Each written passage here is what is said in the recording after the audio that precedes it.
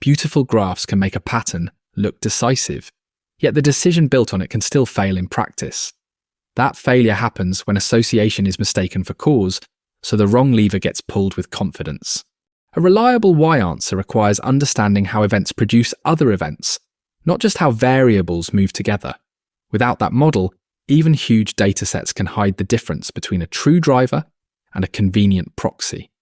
This matters because policy, medicine, and science depend on interventions, and interventions change systems rather than observe them.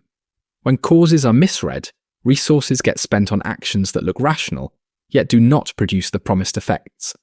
Imagine a predictor that ranks risk very well, then gets asked what will change after a new rule is enforced. Without causal structure, it can mimic the past, yet cannot justify an intervention that reshapes the world it predicts. In the next few minutes, you will learn a ladder for why questions and the tools that answer each rung. This video is inspired by The Book of Why by Judea and Dana Mackenzie. Subscribe to Practice Diagrams and Counterfactual questions. Causal questions come in different types, and mixing them often leads to unresolved debates. The ladder of causation is a useful guide that separates seeing, doing, and imagining into 3 levels. The first rung asks what is, answering with associations that describe patterns in your data. The second rung asks, what if I do something, requiring a causal model to answer with interventions. The third rung asks what if things had been different, demanding counterfactual comparisons across possible worlds. Each step upward adds power, allowing you to predict the results of actions, not just observations. Seeing smoke tells you more about fire than making smoke, because forcing smoke does not create fire. This contrast shows why doing is different from seeing, even when the same variables appear in a dataset. Once you know which rung your question belongs to, you can choose methods that match the needed information. This clarity prevents endless arguments where people answer one rung while believing they answered another. To move from observation to action, you need a representation of cause that identifies which arrows could plausibly exist. Causal diagrams accomplish this by showing direct influence paths, making assumptions visible and checkable. The do operator formalizes intervention by describing what happens when a variable is set by force, not merely observed. With this notation, the target becomes P outcome given do gain a treatment, which differs from conditioning on treatment alone. Consider the classic question of whether smoking causes lung cancer, where randomized assignment is not ethically available. Diagrams clarify what extra factors might influence both smoking and disease, and which paths must be blocked. Once the structure is explicit, intervention effects can be computed by rules that respect the arrows in the diagram. This transforms causal claims from vague language into a system where assumptions, queries, and answers align. A practical next move is to draw a simple diagram before any adjustment, then name what would change under intervention. That habit makes later statistics easier to trust because the question and the model stay aligned. The major obstacle to learning from data is confounding, where a shared factor drives both the cause and the outcome. In diagrams, confounding appears as a backdoor path that creates an association without a direct causal link. This is significant because a treatment can appear helpful or harmful simply because it is given to different types of people.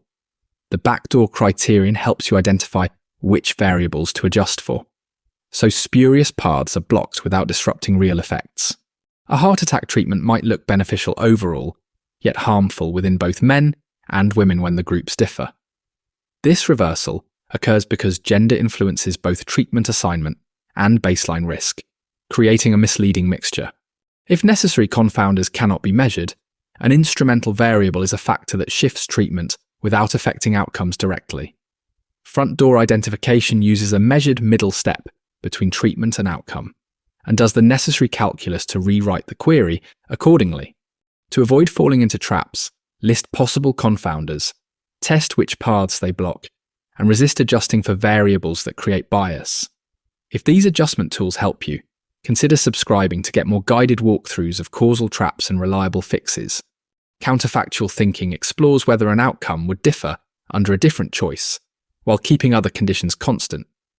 The method uses a model to compare possible worlds that only differ in the variable you wish to change. This is crucial for blame, responsibility, and explanation. As association alone cannot determine what would have happened without the cause, it is also important for planning, as you often need to compare two actions for the same person in the same context. Consider a patient who recovered after taking a drug. The question becomes whether recovery would have occurred without that drug. Answering this requires changing only the treatment assignment in the model while keeping other relevant conditions fixed. Counterfactuals are directly linked to the ladder, as they sit at the top rung where imagination is made precise. They also unify many disputes, as two sides often agree on data but disagree on the assumed causal model.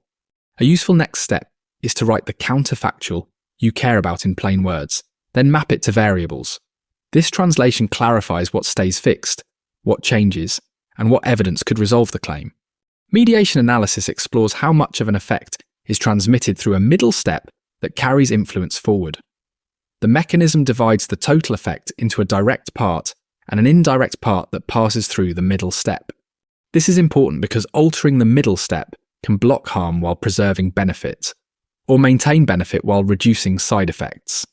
Without clarity on the pathway, a successful intervention can fail when context changes and the middle step no longer responds. Consider an experiment where a dog's raised with kittens and later shows calmer reactions to cats. The question is whether the calmness is the channel, or whether the training changes reactions even without calmness. Answering this requires comparing counterfactual scenarios that keep the dog fixed while changing the middle step. A middle step is not just a story detail, it is a measurable link that can be targeted and monitored. Identify plausible middle steps, then ask what confounds both the middle step and the outcome, as these links can bias estimates. When mechanisms are clear, interventions become safer because you can adjust the specific lever that carries the effect. Ultimately, the goal is not to predict today's data more accurately, but to understand why things happen and what will change next. This shift begins by organizing questions into steps, then using models that align with the step you are trying to reach. Diagrams and the do operator make interventions explicit, defining causal effects instead of guessing from correlation. Backdoor logic prevents confounding from distorting conclusions, and it explains reversals that occur when groups are mixed. Counterfactuals add the final layer, allowing you to compare possible worlds and ask what would happen under different choices. Mediation then clarifies pathways so you can improve outcomes by targeting the step that actually transmits influence. Start small by drawing one diagram for a current question, then clearly stating one intervention and one counterfactual. Next, identify a minimal adjustment set and write down what data would falsify the causal story you assumed. With practice, causal thinking transforms messy evidence into decisions that can be defended, tested, and improved over time. To regularly enhance your causal thinking, subscribe to guided breakdowns that make your next analysis more reliable.